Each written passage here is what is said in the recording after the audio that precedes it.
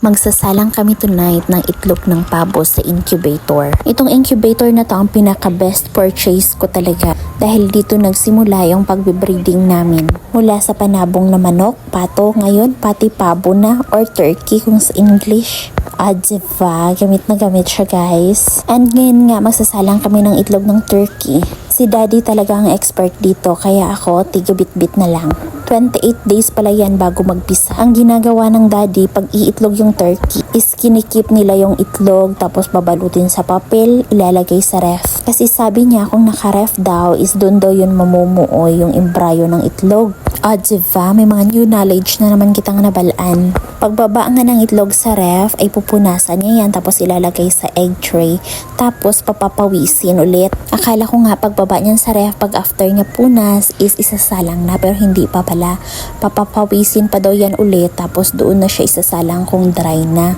After ng ilang minuto yung nasigurado niya na yan na dry, kibaba niya na yung lalagyan ng egg sa incubator. Then pinunasan ulit tsaka nilagay ng maayos. Dapat kasi straight tapos pantay kasi sa loob yan ng incubator magtataas baba yan siya para hindi daw ma-disarrange pag mag-ikot-ikot yan siya sa loob. Big help talaga ang natulong nito incubator dito sa amin guys pero wala akong link dan sa orange app ko kasi ito na order. Abi ko tana dati kung hindi na paglumluman niya itlog yan hindi tana na mabuto. Grabe na gid ka high-tech ang panahon subong ultimo itlog yun na incubate na. Char! Wala lang gid kami sa una guys. 15 pieces nga itong isasalang ni daddy ngayon. Bali may nauna na 4. Mga 4 to 5 days nga lang ay mapipisa na daw yan. And itong bago is another 28 days. Bali ngayon siya isasalang 17. Mag-count to yan siya ng D1 is pagka 18. Nag-start kami kanina 11 PM. Ngayon 12:40 na. Medyo ginamadali ko na dyan si daddy kasi sabi ko may trabaho pa ako bukas. Kailangan ko siyang tignan kung paano niya ginagawa kasi ito.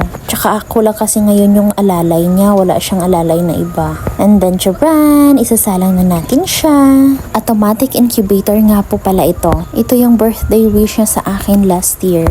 Diba? Hanggang ngayon gamit na gamit. Bawing-bawi na rin siya kasi marami na rin siyang nabentang manok panabong dahil dito. Yung dati nga kalingawan niya lang, ngayon na pagkakakitaan niya na. Diba? Nagkakapera na siya, masaya pa siya. And thank you Lord, binigyan mo kami ng knowledge sa pagbe-breeding. Pasado 1:00 na nga kami ng umaga nakapasok. And esta na lang diri. Thank you for watching. Good night. Mwah.